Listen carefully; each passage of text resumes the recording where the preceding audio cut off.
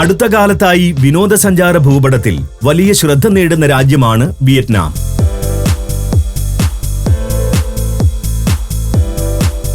French colonial ഭരണവും അമേരിക്കയുമായുണ്ടായ യുദ്ധവും തുടർന്നുണ്ടായ സാമ്പത്തിക തകർച്ചയുമെല്ലാം പിടിച്ചുകുലുക്കിയ വിയറ്റ്നാം പിന്നീട് അതിവേഗം പുരോഗതിയിലേക്ക് കുതിക്കുന്ന കാഴ്ച ലോകം കണ്ടു. സാമ്പത്തിക രംഗത്ത് ചൈനയുടെ മാതൃകയാണ് വിയറ്റ്നാം സ്വീകരിച്ചിട്ടുള്ളത്. തലസ്ഥാനമെന്ന നിലയിൽ വിയറ്റ്നാമിൽ ഏറ്റവും അധികം വളർച്ച നേടുന്ന നഗരങ്ങളിൽ ഒന്നാണ് ഹാനോയ്. വിനോദസഞ്ചാര മേഖലയിൽ വളരെ കുറഞ്ഞ കാലം കൊണ്ടാണ് അത്ഭുതപ്പെടുത്തുന്ന മുന്നേറ്റം ഹാനോയ് കൈവരിച്ചത്. ഇന്ന് ബാങ്കോക്ക് പോലെ പാശ്ചാത്യ സഞ്ചാരികളുടെ അടക്കം പ്രിയപ്പെട്ട ഡെസ്റ്റിനേഷനായി ഹാനോയ് മാറിയിട്ടുണ്ട്.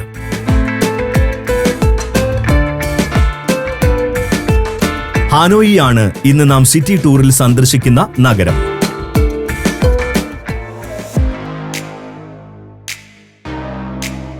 ഈ സിറ്റി ടൂറിൽ നാം എത്തുന്നത് ഹാനോയ് നഗരത്തിലെ പ്രധാനപ്പെട്ട 10 ഡെസ്റ്റിനേഷനുകളിലേക്കാണ്. ആദ്യം ഹാനോയ് സ്ട്രീറ്റ്സ്, തുടർന്ന് ഓപ്പറ ഹൗസ്, പിന്നെ ഹൊവാലോ പ്രിസൺ, അടുത്തത് മോങ്സോൺ ടെമ്പിൾ, അവിടെ നിന്നും ഓൾഡ് ക്വാർട്ടർ,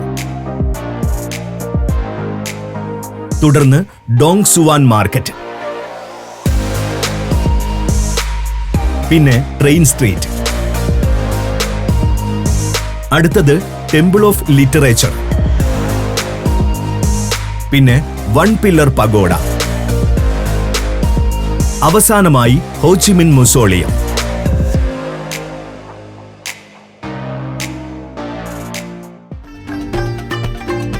ആദ്യം നമുക്ക് ഹാനോയ് സിറ്റിയിലൂടെ മൊത്തത്തിലൊന്ന് കറങ്ങാം. ഒരു open air double decker bus യാത്ര. ടൂറിസത്തിന്റെ മുഖമുദ്രയാണിത്. സഞ്ചാരികളെ വളരെ വേഗത്തിൽ അട്രാക്ട് ചെയ്യുന്നതാണ് ഈ ബസ് യാത്ര.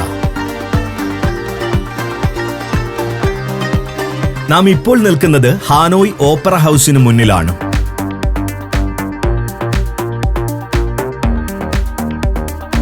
ഇവിടെ നിന്നും ഒരു സൈറ്റ് സീയിങ് ബസ്സിൽ കയറി ഹാനോയ് സിറ്റി ടൂർ ആരംഭിക്കാം. ബസ്സിൽ താഴെയും മുകളിലും സീറ്റുകളുണ്ട്. മുകളിൽ ഓപ്പൺ എയർ സീറ്റിംഗ് ആണ്. നല്ല കാഴ്ച ലഭിക്കാൻ അപ്പർ ഡെക്ക് തന്നെയാണ് നല്ലത്. ഹാനോയിയിലെ പ്രധാനപ്പെട്ട സ്ഥാപനങ്ങളുടെയെല്ലാം മുന്നിലൂടെ ബസ് സഞ്ചരിക്കുന്നുണ്ട്. ഭരണകേന്ദ്രങ്ങൾ, ചരിത്ര സ്മാരകങ്ങൾ, മാർക്കറ്റുകൾ, ഗാർഡനുകൾ എന്നിവയെല്ലാം ഇതിൽ ഉൾപ്പെടും. ഓരോ സ്ഥലത്തെത്തുമ്പോഴും ഒരു വിവരണവും നൽകും. നമുക്ക് കാണേണ്ട സ്ഥലമെത്തിയാൽ അവിടെ ഇറങ്ങാം. അടുത്ത സ്ഥലത്തേക്ക് പോകാൻ സൈറ്റ് സീയിങ് ബസ്സിൽ തന്നെ വീണ്ടും കയറുകയും ചെയ്യാം. 24 മണിക്കൂർ വരെയാണ് ഒരു ടിക്കറ്റിന്റെ കാലാവധി. ബസ് പോകുന്ന വഴിയെപ്പറ്റി ഒരു ധാരണയുണ്ടായാൽ അധിക തുക മുടക്കാതെ തന്നെ ആ വഴിക്കുള്ള ഡെസ്റ്റിനേഷനുകളെല്ലാം കണ്ടു തീർക്കാനാകും. ടൂറിസം സർവീസ് എന്ന നിലയിൽ ബസ്സിലെ ജീവനക്കാരും വളരെ സൗഹൃദത്തോടെയാണ് പെരുമാറുക. എന്ത് സംശയങ്ങൾക്കും അവർ മറുപടി നൽകുകയും സഹായിക്കുകയും ചെയ്യും.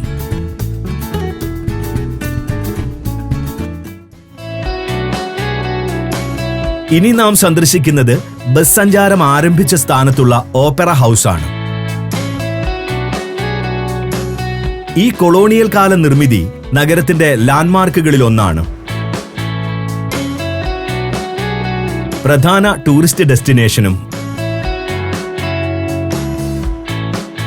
പാരീസിലെ പാലേ ഗാർണിയ എന്ന ഓപ്പറ ഹൗസിന്റെ മാതൃകയിലാണ് മന്ദിരത്തിന്റെ രൂപകൽപ്പന. യൂറോപ്യൻ ഓപ്പറ ഹൗസുകളുടെ പ്രൗഢി ഈ നിർമ്മിതിയിലും കാണാം. വലിയ പില്ലറുകളും ബാൽക്കണികളും മഞ്ഞയും വെളുപ്പും കലർന്ന നിറവും കാഴ്ചയിൽ ഓപ്പറ ഹൗസിന് സവിശേഷ ഭംഗി പകരുന്നുണ്ട്. ലളിതമാണെങ്കിലും അലങ്കാരങ്ങളും ഈ ആകാര സൗന്ദര്യവുമായി ചേർന്നു പോകുന്നു. 598 പേർക്ക് ഇരുന്ന് പരിപാടി ആസ്വദിക്കാൻ കഴിയുന്ന തിയേറ്ററാണ് ഉള്ളിലെ കാഴ്ച. തനത് യൂറോപ്യൻ മാതൃകയിലുള്ള ഹാൾ. ടിക്കറ്റ് ലഭ്യമായാൽ ഓപ്പറ ഹൗസിൽ നടക്കുന്ന കലാപരിപാടികൾ നിങ്ങൾക്ക് ആസ്വദിക്കാനാകും. അതിനായി വെബ്സൈറ്റ് പരിശോധിച്ചാൽ മതി. ടൂറിസം ലക്ഷ്യമിട്ട് നാടൻ വിയറ്റ്നാമീസ് കലാരൂപങ്ങളും ഇവിടെ അവതരിപ്പിക്കാറുണ്ട്. ലോകപ്രശസ്തരായ കലാകാരന്മാർ പെർഫോമൻസുകൾ നടത്തുന്ന വേദി കൂടിയാണിത്. പരിപാടി കാണുന്നതിനൊപ്പം തന്നെ ഓപ്പറ ഹൗസിലെ സജ്ജീകരണങ്ങളും ഇവിടെ നിങ്ങൾക്ക് പുതിയൊരു അനുഭവമായിരിക്കും. ഏതു ഭാഗത്തും ശബ്ദം വ്യക്തമായി കേൾക്കാൻ കഴിയും വിധമുള്ള ഡിസൈൻ ശരിക്കും നിങ്ങളെ അത്ഭുതപ്പെടുത്തും.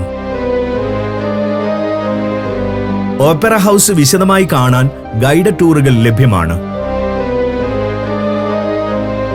നിർമ്മിതിയുടെ വിശദാംശങ്ങൾ, ബന്ധപ്പെട്ട ചരിത്രം എന്നിവയും ടൂറിലൂടെ മനസ്സിലാക്കാം.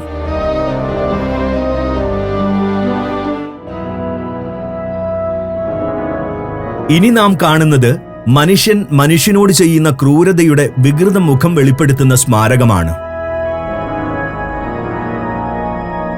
ഹൊവാലോ പ്രിസൺ. കോളനി ഭരണത്തിനെതിരെ ശബ്ദമുയർത്തുന്നവരെ തടവിലിടാനും ശിക്ഷിക്കാനുമായി ഫ്രഞ്ചുകാർ സ്ഥാപിച്ചതാണ് ഈ ജയിൽ.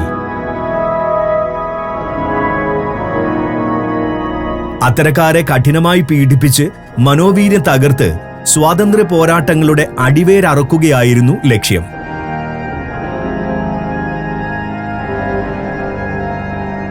തടവുകാരെ കൂട്ടത്തോടെ പാർപ്പിച്ചിരുന്ന ഇടുങ്ങിയ മുറികൾ കാണുമ്പോൾ തന്നെ ഒരുപക്ഷെ നിങ്ങൾക്ക് ശ്വാസം മുട്ടിയേക്കാം.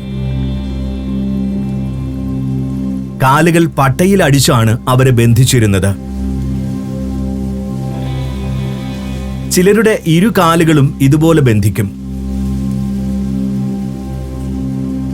അനങ്ങാൻ പോലും ആവാതെ തടവിലാക്കപ്പെട്ട ഒരു വ്യക്തിയുടെ മാനസികാവസ്ഥ ഇവിടെ നിൽക്കുമ്പോൾ ഊഹിക്കാനാകും. ശിക്ഷ കഴിയുമ്പോൾ മാനസികമായി തകർന്ന നിലയിലാകും അവർ പുറത്തിറങ്ങുക. ജയിൽ നിയമങ്ങൾ ലംഘിച്ചാൽ ഹെൽ ഓഫ് ദി ഹെൽ എന്ന് വിശേഷിപ്പിച്ചിരുന്ന ഏകാന്ത തടവറയിലാകും വാസം. ശിക്ഷാരീതികളും കടുക്കും. ഫ്രഞ്ച് കാലത്ത് വധശിക്ഷ നടപ്പിലാക്കിയിരുന്ന ഗില്ലറ്റിൻ ഇവിടെ സൂക്ഷിച്ചിട്ടുണ്ട്. ഒറ്റ വെട്ടിന് തലയറക്കുന്നതിനാൽ വേദനയില്ലാതെ മരിക്കാനാവുന്ന യന്ത്രമായിട്ടാണ് ഫ്രഞ്ചുകാർ ഇതിനെ കണ്ടിരുന്നത്. ഫ്രഞ്ച് കാലത്തിന് ശേഷം വിയറ്റ്നാം യുദ്ധത്തിൽ പിടിക്കപ്പെട്ട US സൈനികരും ഇവിടെ ക്രൂരമായി പീഡിപ്പിക്കപ്പെട്ടിട്ടുണ്ട്. ജയിലിൽ ഉപയോഗിച്ചിരുന്ന പലതരം ഉപകരണങ്ങൾ, വസ്ത്രങ്ങൾ എന്നിവയുടെ പ്രദർശനം ഇപ്പോൾ ഇവിടെയുണ്ട്.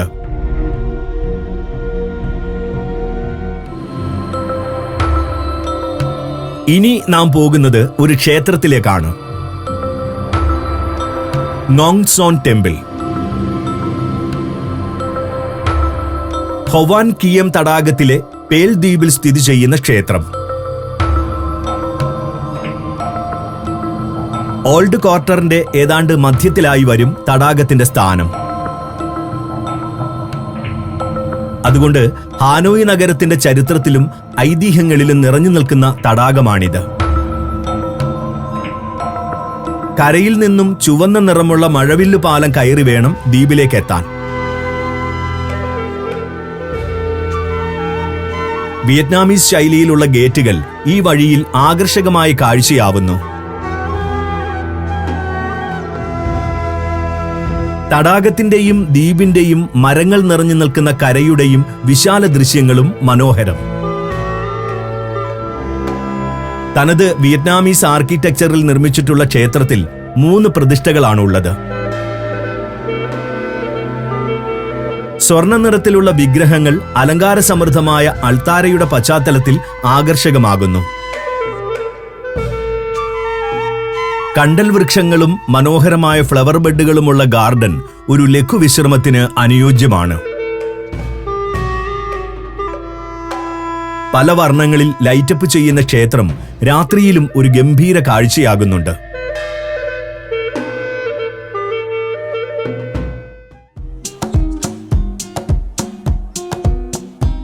ഹാനോയിയിൽ പഴമയുടെ കാഴ്ചകൾ കാണാൻ ഏറ്റവും യോജിച്ച ഡെസ്റ്റിനേഷൻ ഓൾഡ് ക്വാർട്ടർ ആണ്. 1000 വർഷം മുമ്പ് വാണിജ്യ കേന്ദ്രമായി വികസിപ്പിച്ച ഇടം. ഇന്നും ഓൾഡ് ക്വാർട്ടർ നഗരത്തിലെ അറിയപ്പെടുന്ന ഷോപ്പിംഗ് ഡെസ്റ്റിനേഷൻ തന്നെ. നൂറ്റാണ്ടുകൾ പഴക്കമുള്ള ധാരാളം കെട്ടിടങ്ങൾ ഇവിടെ കാണാനാകും. അതിൽ മിക്കതും കൊളോണിയൽ കാലത്ത് പണികഴിപ്പിച്ചതാണ്. മറ്റ് കെട്ടിടങ്ങളെല്ലാം പുതുക്കി പണിതിട്ടുണ്ടെങ്കിലും വലിപ്പത്തിലും രൂപത്തിലും വലിയ മാറ്റം വന്നിട്ടില്ല.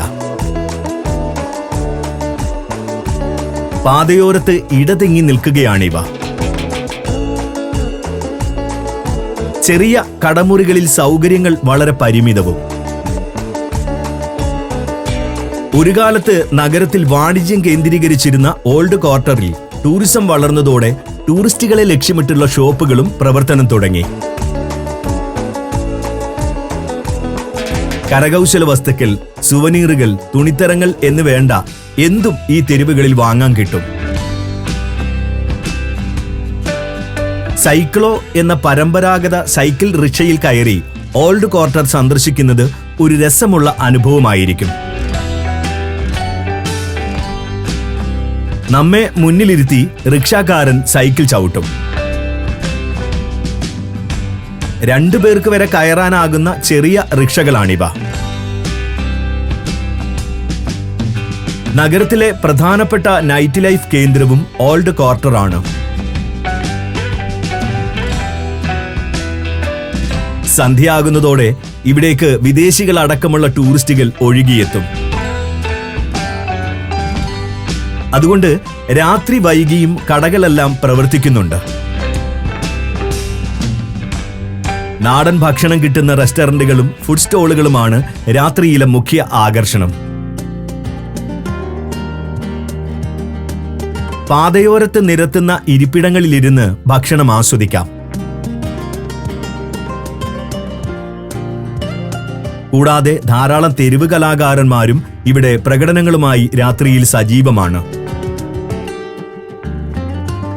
Vietnam, France, Belgium, Netherlands, Mexico, Greece. സഞ്ചാരം വോളിയം നമ്പർ 18. ഫുൾ HD-യിലുള്ള ഈ അപൂർവ ദൃശ്യയാത്രാ വിവരണ ശേഖരം സ്വന്തമാക്കാൻ സഞ്ചാരം എന്ന് SMS ചെയ്യൂ. ഫോൺ 9995 444 222. ഇനി നമുക്ക് ഒരു ലോക്കൽ മാർക്കറ്റ് കണ്ടുവരാം.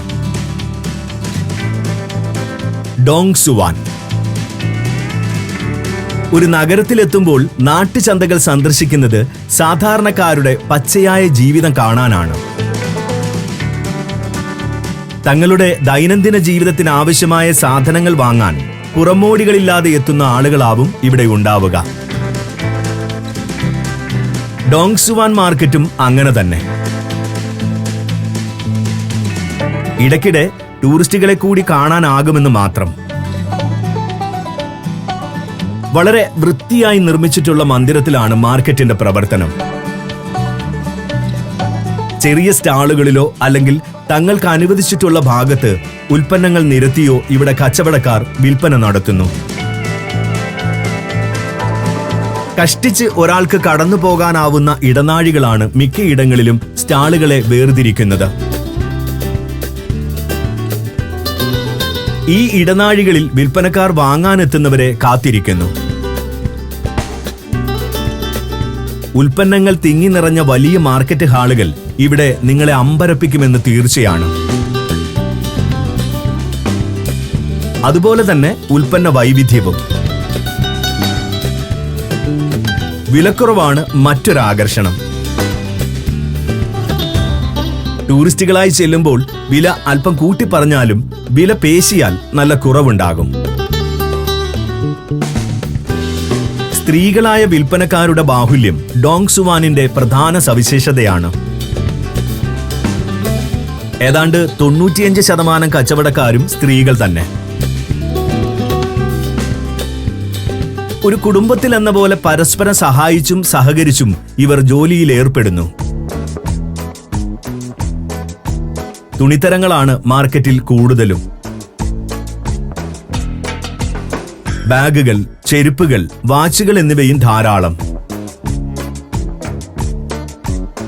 കരകൗശല വസ്തുക്കളാണ് ഒരു ഭാഗത്ത്.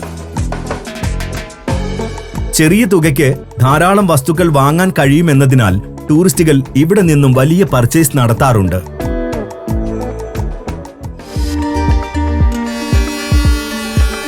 ഇനി കാണേണ്ടത് ഓൾഡ് ക്വാർട്ടറിലെ ഒരു അസാധാരണ ടൂറിസ്റ്റ് ഡെസ്റ്റിനേഷനാണ് ട്രെയിൻ സ്ട്രീറ്റ്.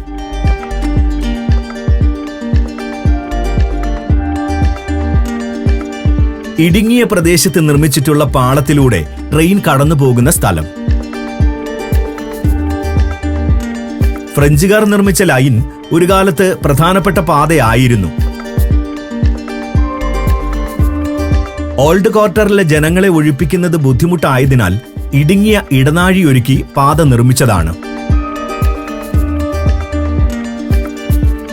ഇന്ന് ആയിരക്കണക്കിന് ആളുകൾ ട്രെയിൻ കാണാൻ സ്ട്രീറ്റിലെത്തുന്നുണ്ട്. പാതയുടെ വശങ്ങളിൽ 1/2 കിലോമീറ്ററോളം നീളത്തിൽ കഫേകളും റെസ്റ്റോറന്റുകളും ഒരുക്കിയിരിക്കുന്നു. ദിവസത്തിൽ 2 തവണയാണ് ട്രെയിൻ കടന്നു പോകുന്നത്.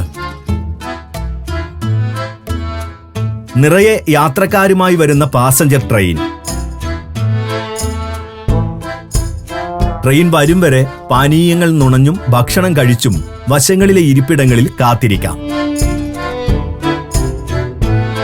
ഇടുങ്ങിയ വശങ്ങൾക്ക് ചേരുന്ന വിധമുള്ള വലിപ്പം കുറഞ്ഞ ഫർണിച്ചറുകൾ നിരത്തിയ കഫേകൾ ഒരു വേറിട്ട കാഴ്ച തന്നെയാണ്. മനോഹരമായി അലങ്കരിച്ചിരിക്കുന്നതിനാൽ ഫോട്ടോഗ്രാഫിക്കും ഇതൊരു നല്ല ഡെസ്റ്റിനേഷൻ ആകുന്നു. സന്ദർശകർ സോഷ്യൽ മീഡിയയിൽ പങ്കുവച്ച ഫോട്ടോകളിലൂടെയാണ് ട്രെയിൻ സ്ട്രീറ്റ് പ്രസിദ്ധമായതും. ട്രെയിൻ എത്തുമ്പോൾ കടക്കാർ ഇരിപ്പിടങ്ങളെല്ലാം മാറ്റി വഴി സുരക്ഷിതമാക്കും. ട്രെയിൻ പോയി കഴിഞ്ഞാൽ എല്ലാം സാധാരണ പോലെ ആവുകയും ചെയ്യും.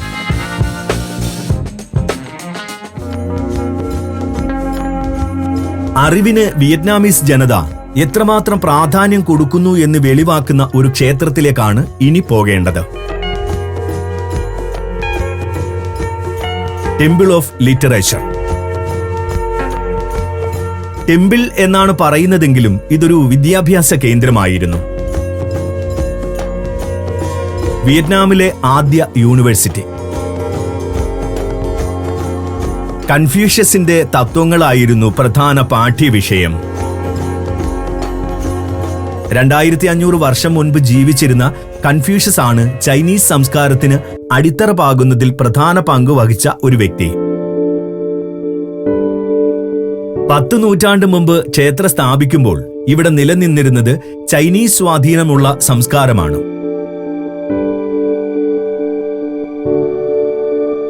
അതുകൊണ്ട് ചൈനീസ് വാസ്തുവിദ്യയും അലങ്കാര പണികളുമാണ് ക്ഷേത്രത്തിൽ ദൃശ്യമാകുന്നത്. വിയറ്റ്നാം ഭരിച്ച രാജാക്കന്മാരെല്ലാം വിദ്യാഭ്യാസം നേടിയത് ഈ കലാലയത്തിൽ നിന്നാണ്. പല നിരകളിലായി മതിൽക്കെട്ടുകളും അതിനുള്ളിൽ കോർട്ട് യാർഡും ഉൾപ്പെടുന്ന രൂപകൽപ്പനയാണ് ടെമ്പിൾ ഓഫ് ലിറ്ററേച്ചറിന്റേത്. പല മതിൽക്കെട്ടുകൾ കടന്നു വേണം കോംപ്ലക്സിന്റെ ഹൃദയഭാഗത്തേക്ക് എത്താൻ. അറിവ് നേടുകയെന്നാൽ ഇതുപോലെ പല ഘട്ടങ്ങൾ കടന്നുള്ള യാത്രയാണെന്ന് ഈ ഡിസൈൻ ഓർമ്മിപ്പിക്കുന്നു. ഉൾഭാഗത്ത് കൺഫ്യൂഷ്യസിന്റെ പ്രതിമ സ്ഥാപിച്ചിട്ടുള്ള ക്ഷേത്രമുണ്ട്.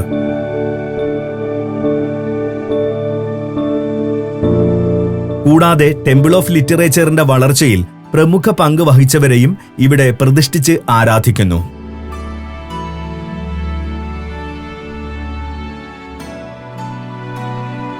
ചൈനീസ് വാസ്തുകലയിൽ നിർമ്മിച്ച കെട്ടിടങ്ങളെല്ലാം മനോഹരമായ കാഴ്ചയാണിവിടെ. ചൈനീസ് ശൈലിയിൽ ഗാർഡൻ നിർമ്മിച്ചാണ് ഓരോ കോർട്ട്യാർഡും മോടി പിടിപ്പിച്ചിട്ടുള്ളത്. അറിവിന്റെ ക്ഷേത്രമായി കണക്കാക്കുന്നതിനാൽ മതഭേദമില്ലാതെ വിയറ്റ്നാംകാർ ഇവിടെ ആരാധന നടത്താറുണ്ട്.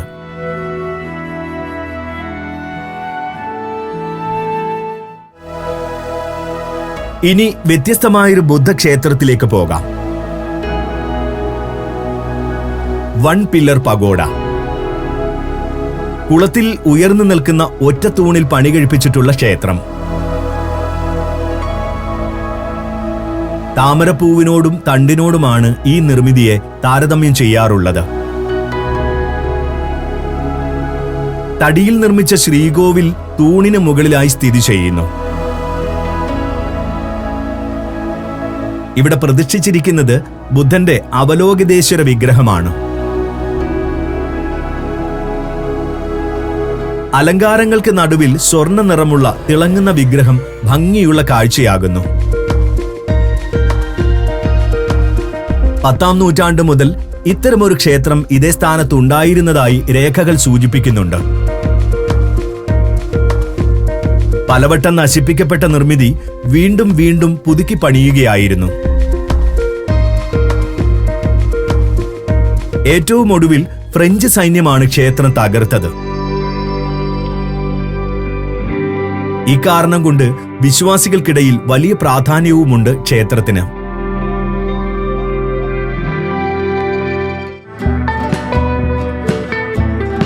അവസാനമായി വിയറ്റ്നാം ജനതയുടെ ആരാധ്യ നേതാവ് ഹോച്ചിമിന്റെ മുസോളിയത്തിലേക്ക് പോകാം. അമേരിക്കയെ തന്ത്രപരമായി നേരിടുകയും യുദ്ധത്തിൽ തോൽപ്പിക്കുകയും ചെയ്ത അതിബുദ്ധിശാലിയായിരുന്നു ഹോച്ചിമിൻ. അമേരിക്ക ഒരു യുദ്ധത്തിൽ തോറ്റിട്ടുണ്ടെങ്കിൽ അത് ഹോച്ചിമിൻ രൂപപ്പെടുത്തിയ വിയറ്റ്നാം സൈന്യത്തോട് മാത്രമാണ്. ഗ്രാനൈറ്റിൽ പണിത നിർമ്മിതിയാണ് മുസോളിയം. നാഷണൽ അസംബ്ലി ബിൽഡിംഗിന് നേരെ എതിർവശത്താണിത്. ഇടയിൽ ഒരു പുൽമൈതാനവും മുറ്റവുമുണ്ട്. മോസ്കോയിലെ ലെനിന്റെ മുസോളിയത്തിന്റെ മാതൃകയിലാണ് ഈ ശവകുടീരത്തിന്റെയും നിർമ്മാണം. അത്രയും വലിപ്പവും ഗാംഭീര്യവും ഇല്ലെന്നു മാത്രം. എങ്കിലും മനോഹരമായ പശ്ചാത്തലത്തിൽ ഇതൊരു പ്രൗഢ നിർമ്മിതി തന്നെയാണ്. വിയറ്റ്നാമിലെ പൗരന്മാരെ സംബന്ധിച്ചിടത്തോളം ഹോച്ചിമിന്റെ മുസോളിയം തീർത്ഥാടന കേന്ദ്രം പോലെയാണ്. ഒരിക്കലെങ്കിലും ഹോച്ചിമിന്റെ ശവകുടീരം സന്ദർശിക്കാനും ആദരവ് അർപ്പിക്കാനും വിയറ്റ്നാംകാർ ആഗ്രഹിക്കുന്നു. മുസോളിയത്തിനുള്ളിലേക്ക് എല്ലാവർക്കും സൗജന്യമായി പ്രവേശനം അനുവദിച്ചിട്ടുണ്ട്. അതിനായി കർശന സുരക്ഷാ പരിശോധനകൾ പൂർത്തിയാക്കണം. ഉള്ളിൽ സംസാരിക്കാനോ ക്യാമറ ഉപയോഗിക്കാനോ കഴിയില്ല. അച്ചടക്കം പാലിക്കണം. സൈന്യമാണ് മുസോളിയത്തിന്റെ സുരക്ഷാ ചുമതല നിർവഹിക്കുന്നത്. മൃതദേഹം കൂടാതെ ഹോച്ചിമിൻ ഉപയോഗിച്ചിരുന്ന വസ്തുക്കളും മുസോളിയത്തിന്റെ ഭാഗമായി സംരക്ഷിച്ചിട്ടുണ്ട്. ഹോച്ചിമിൻ മ്യൂസിയമാണ് ഇവിടെ കാണേണ്ട മറ്റൊരു കാഴ്ച. ഹോച്ചിമിന്റെ ജീവിതവും പോരാട്ട ചരിത്രവുമൊക്കെ വിശദമായി വിവരിക്കുന്ന പ്രദർശനം.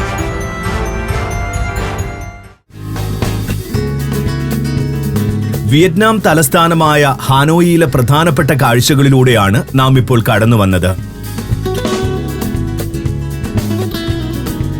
ബാങ്കോക്കിനെ പോലെ സഞ്ചാരികളുടെ പ്രിയപ്പെട്ട ഡെസ്റ്റിനേഷനായി മാറാനുള്ള കഠിന ശ്രമത്തിലാണ് ഹാനോയി. ടൂറിസം രംഗത്ത് ദീർഘവീക്ഷണത്തോടെ നടപ്പിലാക്കുന്ന പദ്ധതികൾ ഈ വളർച്ചയിൽ സഹായകമാകുന്നുണ്ട്. അനാവശ്യ കടുംപിടുത്തങ്ങളില്ലാതെ എവിടെയും വിനോദസഞ്ചാര സാധ്യതകൾ പരീക്ഷിക്കാനും വിജയിപ്പിക്കാനും ഈ നഗരത്തിന് കഴിയുന്നു.